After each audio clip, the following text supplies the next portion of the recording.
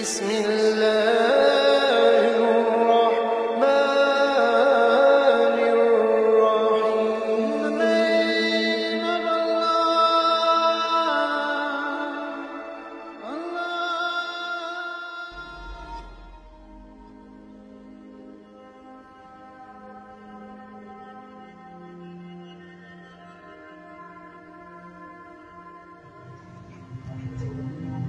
اعوذ باللہ من الشیطان الرجیم. بسم اللہ الرحمن الرحیم. الحمدللہ رب العالمین. میری انتہائے نگارش یہی ہے، تیرے نام سے ابتدا کر رہا ہوں. کی محمد سے وفا تو نے تو ہم تیرے ہیں، یہ جہاں چیز ہے کیا لوح و قلم تیرے ہیں. نگاہ عشق و مستی میں وہی اول وہی آخر، وہی قرآن وہی فرقان، وہی یاسین وہی طٰہٰ.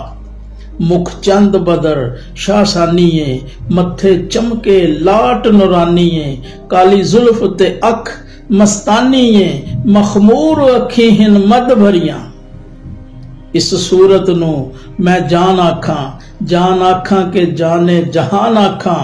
سچ آکھاں تے رب دی میں شان آکھاں، جس شان تو شانہ سب بنیاں. سبحان اللہ ما اجملہ کا ما احسنہ کا ما اکملہ کا. کتھے مہر علی کتھے تیری ثنا، مشتاق اکھیاں کتھے جاڑیاں. پیارے ناظرین، السلام علیکم ورحمۃ اللہ وبرکاتہ. پیارے ناظرین، اللہ رب العزت نے قرآن کریم میں سورہ ہود آیت نمبر 7 میں ارشاد فرمایا کہ وہی ہے جس نے آسمانوں اور زمین کو 6 دن میں بنایا. اس سے پہلے اس کا عرش پانی پر تھا. وہ اس لیے کہ تمہیں آزمائے، تم میں کون اچھے عمل کرتا ہے، تم میں کون اچھا ہے. لِيَبْلُوَكُمْ أَيُّكُمْ أَحْسَنُ عَمَلًا، کہ میں دیکھوں کہ تم میں کون اچھے عمل کرتا ہے. لِيَبْلُوَكُمْ أَيُّكُمْ أَحْسَنُ عَمَلًا. تو پیارے ناظرین، اللہ رب العزت نے ہمیں اچھے عمل کرنے کے لیے پیدا کیا، لیکن ہم جو اللہ رب العزت نے جس مقصد کے لیے ہمیں پیدا کیا، ہم اس مقصد سے ہٹ گئے ہیں. ہم تو اپنی ہی خواہشوں کے پیچھے پڑے ہوئے ہیں، نفس امارہ کے بندے بن گئے ہیں، اور برائی کی طرف ہی ہم دیکھتے ہیں، اچھے عملوں کی طرف ہم کم جاتے ہیں. لیکن دیکھو، اللہ رب العزت نے جتنی مخلوق پیدا کی، تمام مخلوق میں سے سب سے زیادہ لذیذ کھانے انسان ہی کھاتا ہے، اور ساری مخلوق میں سے سب سے نرم اور گرم بستر پر انسان ہی سوتا ہے. تو کیا یہ شرمندگی نہیں کہ تمام مخلوق تو اللہ کا ذکر کرتی ہے، لیکن انسان اللہ کو بھول گیا ہے. یہ اپنی ہی نفس امارہ کے پیچھے لگ گیا ہے، اور اپنی ہی خواہشوں کے پیچھے دوڑ رہا ہے، اور اپنے خالق مالک کو بھول گیا کہ اس نے ہمیں کس لیے پیدا کیا. اس لیے پیدا کیا کہ تم نیک عمل کرو، اچھے عمل کرو. اس لیے کہ اللہ رب العزت نے قرآن کریم میں ارشاد فرمایا وَالتِّينِ وَالزَّيْتُونِ وَطُورِ سِنِينَ وَهَذَا بَلَدَ الْأَمِينَ لَقَدْ خَلَقْنَا الْإِنسَانَ فِي أَحْسَنِ تَقْوِيمٍ. قسم ہے مجھے انجیر کی، زیتون کی، طور سنین کی، طور پہاڑ کی، سنین سرسبز وادی کی، اور جو 5ویں قسم ہے وَهَذَا بَلَدَ الْأَمِينَ. قسم ہے مجھے اس شہر کی جس میں میرا محبوب نبی کریم صلی اللہ علیہ وآلہ وسلم تشریف فرما ہے. میں نے انسان کو لَقَدْ خَلَقْنَا الْإِنسَانَ فِي أَحْسَنِ تَقْوِيمٍ، میں نے انسان کو بہت ہی خوبصورت بنایا.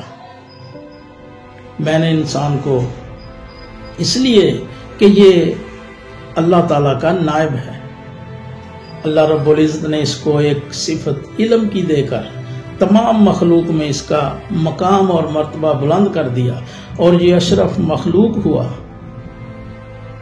تو انسان اس کا نام اللہ رب العزت نے رکھا۔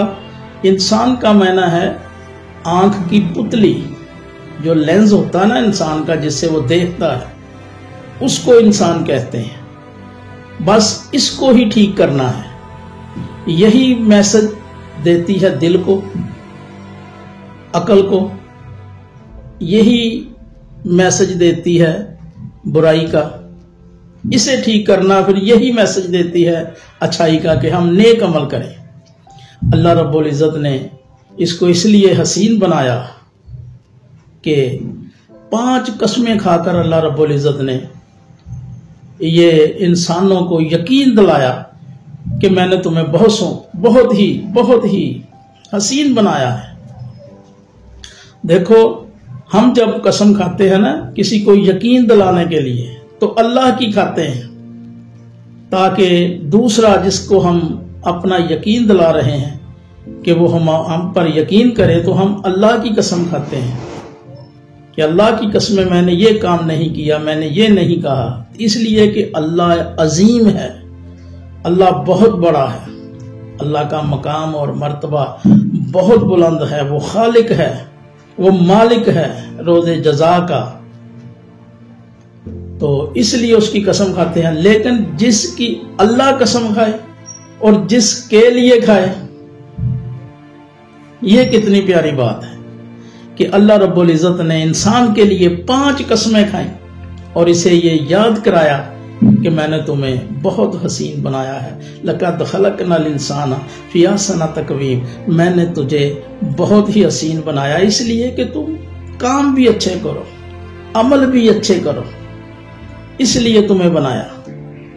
تو جن چیزوں کی اللہ نے قسم کھائی وہ بہت بلند ہیں، بہت اعلیٰ مرتبے اللہ کی ذات نے ان کو بخشے ہوئے، جیسے والتین کا معنی ہے انجیر۔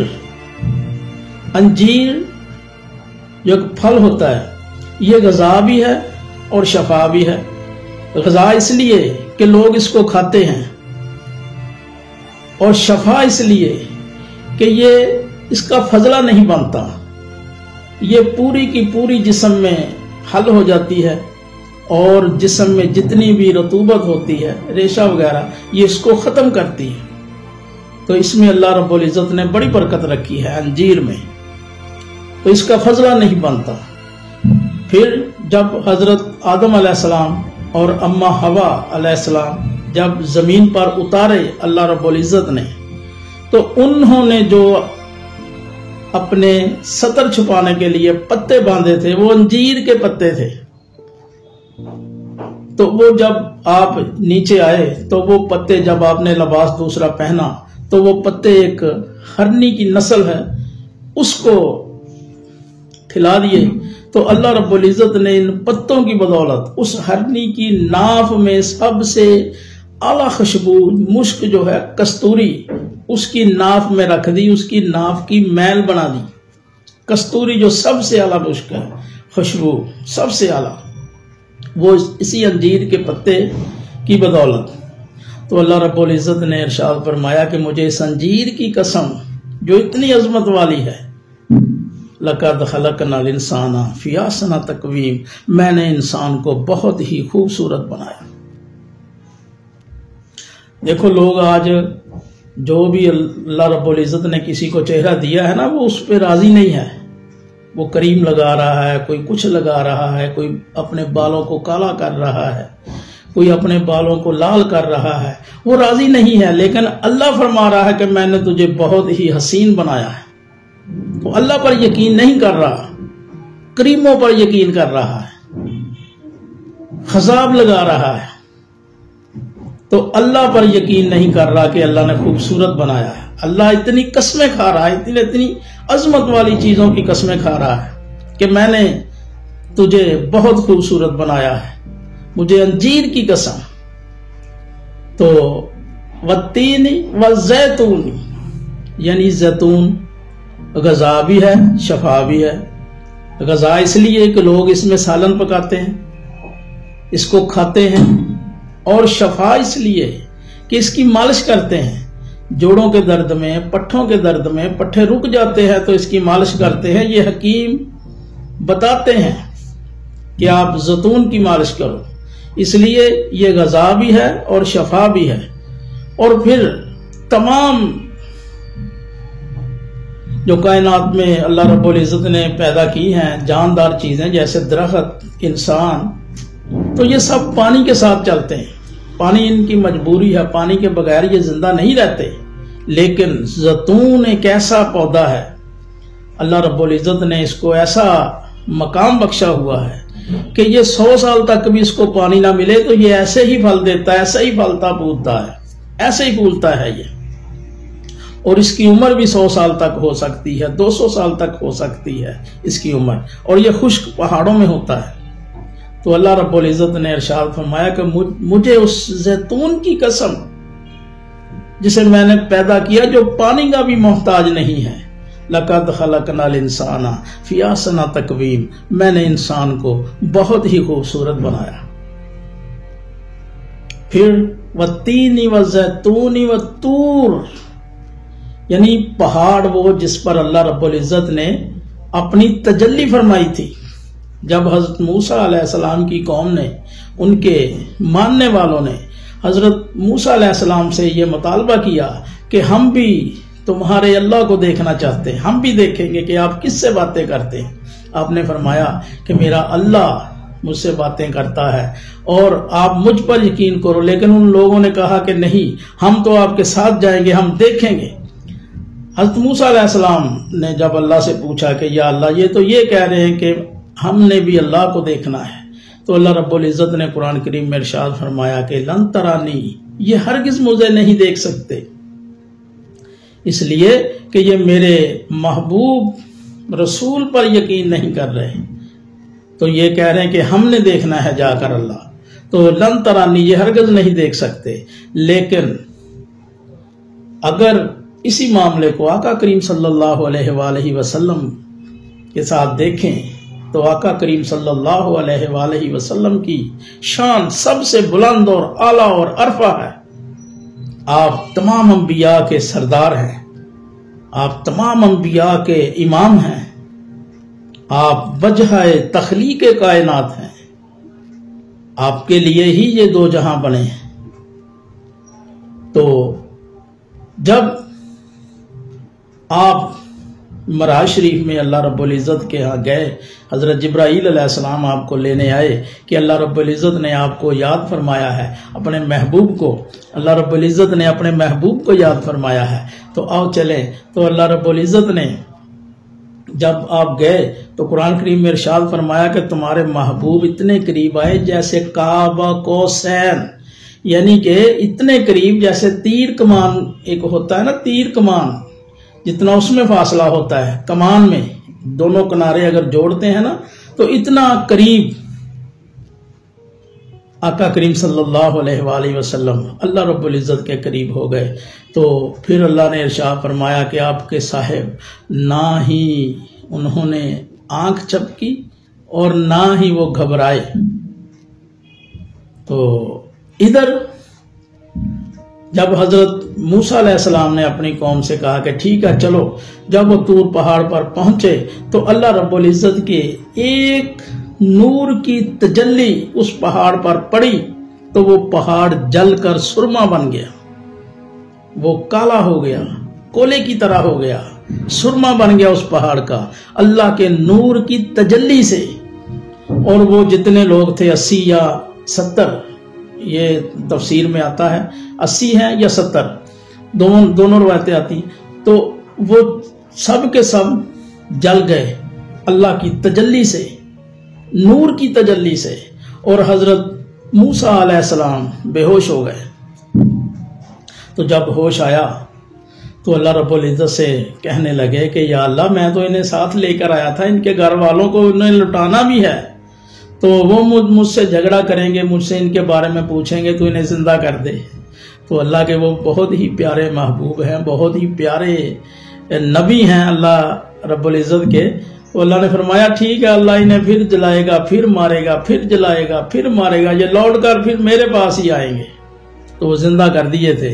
تو اللہ رب العزت نے حضرت موسیٰ علیہ السلام سے فرمایا کہ اے موسیٰ، یہ تفسیر میں لکھا ہوا ہے، تفسیر میں پڑھا ہے میں نے کہ اللہ رب العزت نے حضرت موسیٰ علیہ السلام سے کہا کہ یہ جو پہاڑ کا سرما بن گیا ہے تو آپ ایسے کریں کہ اس کی ایک سلائی اپنی دائیں آنکھ میں اور ایک سلائی اپنی بائیں آنکھ میں ڈال لیں۔ تو جب حضرت موسیٰ نے ایسا کیا تو اللہ رب العزت نے وہ نظر حضرت موسیٰ علیہ السلام کی اتنی تیز ہو گئی کہ آپ 3 فرلانگ پر سیاہ پتھر پر سیاہ کیڑی رینگتی ہوئی دیکھ رہے تھے اندھیری رات میں، اتنی نظر تیز ہو گئی تھی حضرت موسیٰ علیہ السلام کی۔ تو وہ پہاڑ بھی جو تھا وہ ایک نور کی تجلی برداشت نہیں کر سکا، وہ لوگ کولا بن گئے۔ لیکن ادھر آقا کریم صلی اللہ علیہ وآلہ وسلم اپنے رب کے سامنے بیٹھے ہیں اور چہرہ رب العزت کا دیکھ رہے ہیں، اور آنکھ بھی نہیں جب آپ کی پلک بھی نہیں چپکی اور آپ گھبرائے بھی نہیں۔ سبحان اللہ، کیا شان ہے، کیا شان مصطفیٰ ہے۔ تو پھر جب حضرت موسیٰ علیہ السلام اس موقع پر حضرت علامہ اقبال رحمۃ اللہ تعالی علیہ فرماتے ہیں کہ وہ دور حضرت موسیٰ علیہ السلام کا تھا کہ جب اللہ رب العزت نے فرمایا کہ لن ترانی، تم ہرگز نہیں دیکھ سکتے، لیکن یہ دور آقا کریم صلی اللہ علیہ وآلہ وسلم کا ہے، وہ نہیں دیکھ سکتے تھے، یہ دیکھ سکتے ہیں۔ تو آپ نے ایک شعر میں اس مقام کو ارشاد فرمایا، حضرت ڈاکٹر علامہ اقبال رحمۃ اللہ تعالی علیہ نے، آپ فرماتے ہیں کھلے جاتے ہیں اسرار نہانی، وہ بند راز بھی کھلے جاتے ہیں، کھلے جاتے ہیں اسرار نہانی، گیا دور حدیث لن ترانی۔ وہ دور چلا گیا حضرت موسیٰ علیہ السلام کا، گیا دور حدیث لن ترانی، جس کی ہوئی پہلے خودی نمودار، وہی مہدی وہی آخر زمانی۔ تو آپ فرماتے ہیں کہ نبی کریم صلی اللہ علیہ وآلہ وسلم جب عرش معلیٰ پہ گئے معراج شریف میں تو واپس آئے تو صحابہ کرام ارشاد فرمانے لگے، نبی پاک صلی اللہ علیہ وسلم سے پوچھنے لگے کہ یا رسول اللہ صلی اللہ علیہ وآلہ وسلم، آپ نے تو اللہ کو دیکھا ہے، آپ تو اللہ کے اتنے قریب چلے گئے تھے، ہمیں بھی بتائیں کہ اللہ کا چہرہ کیسا ہے۔ تو اللہ رب العزت نے آپ کو اپنا دیدار دیا ہے، آپ کو اپنا دیدار دکھایا، اپنا چہرہ دکھایا ہے، تو ہمیں بھی بتائیے کہ اللہ کا چہرہ کیسا ہے۔ تو آقا کریم صلی اللہ علیہ وآلہ وسلم آپ نے ارشاد فرمایا، انی فقد رال حق، جس نے حق دیکھنا ہے وہ مجھے دیکھ لے۔ سبحان اللہ، سبحان اللہ۔ ایک مقام پر آقا کریم صلی اللہ علیہ وآلہ وسلم ارشاد فرماتے ہیں کہ انا خلق آدم علی صورتہ ہی، میں نے آدم کو اپنی صورت دے دی ہے۔ سبحان اللہ، سبحان اللہ۔ تو اس لیے انسان کو اللہ رب العزت نے بہت ہی حسین بنایا ہے، اس لیے بنایا ہے کہ یہ اچھے عمل کرے، وہ دیکھے کہ تم میں کون اچھے عمل کر رہا ہے۔ تو وَالتِّينِ وَالزَّيْتُونِ وَالطُّورِ سِنِّينَ، تو اللہ نے فرمایا کہ مجھے اس طور کی قسم جس پر میری تجلی پڑی، جس پر میں نے اپنے محبوب نبی سے باتیں کی، توریت دی، اس پہاڑ پر، مجھے اس عظمت والے پہاڑ کی قسم جس پر میری تجلی پڑی، لَقَدْ خَلَقْنَا الْإِنسَانَ فِي أَحْسَنِ تَقْوِيمٍ، میں نے انسان کو بہت ہی خوبصورت بنایا۔ تو وَالتِّينِ وَالزَّيْتُونِ وَالطُّورِ سِنِّينَ، سنین سرسبز علاقے کو کہتے ہیں، سرسبز وادی، سرسبز وادی۔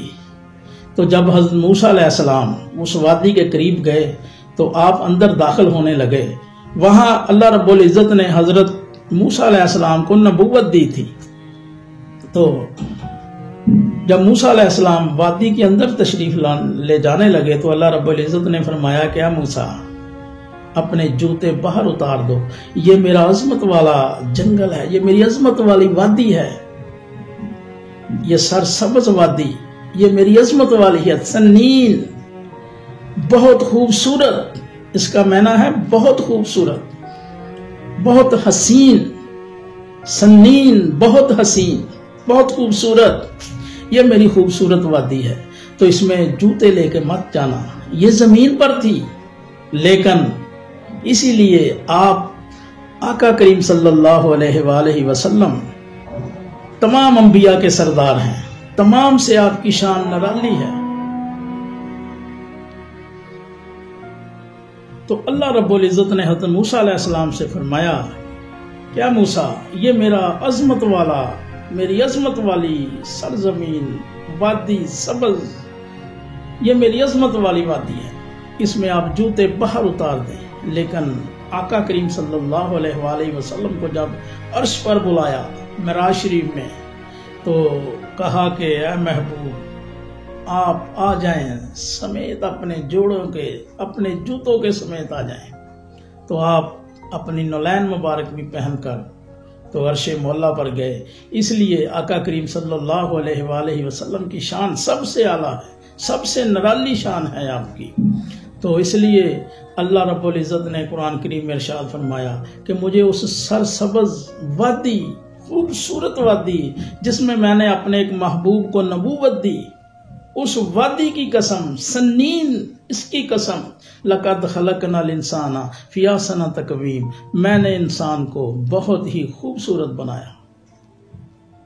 تو پھر جو پانچویں قسم اللہ رب العزت نے کھائی کہ والتینی والزیتونی والطور سنین، والتینی والزیتونی والطور سنین وہذا بلد الامین، مجھے اس شہر کی قسم جس میں میرا امین ہے، جس میں میرا محبوب ہے نبی کریم صلی اللہ علیہ وآلہ وسلم، اس شہر کی قسم جس میں میرا محبوب کریم آقا صلی اللہ علیہ وآلہ وسلم ہے، مجھے اس شہر کی قسم کہ والتین والزیتون وطور سنین وہذا بلد الامین، مجھے اس شہر کی قسم، لقد خلقنا الانسان فی احسن تقویم، میں نے انسان کو بہت ہی خوبصورت بنایا۔ اس لیے کہ یہ اس کا نائب ہے، اس کو اللہ رب العزت نے تمام مخلوق سے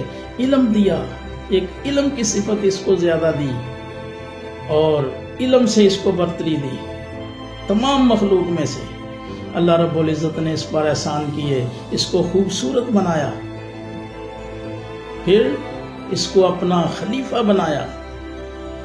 خلیفۃ اللہ ہے یہ، لیکن یہ اپنے مقام کو بھول گیا ہے، یہ بھول بھلائیوں میں پڑا ہوا ہے، یہ اپنے نفس امارہ کے پیچھے پڑا ہوا ہے، یہ اپنی خواہشوں کے پیچھے پڑا ہوا ہے۔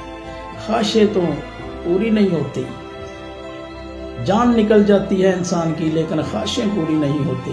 تو پیارے ناظرین، ہمیں یہ سوچنا چاہیے کہ اللہ رب العزت نے ہمیں کس لیے پیدا کیا۔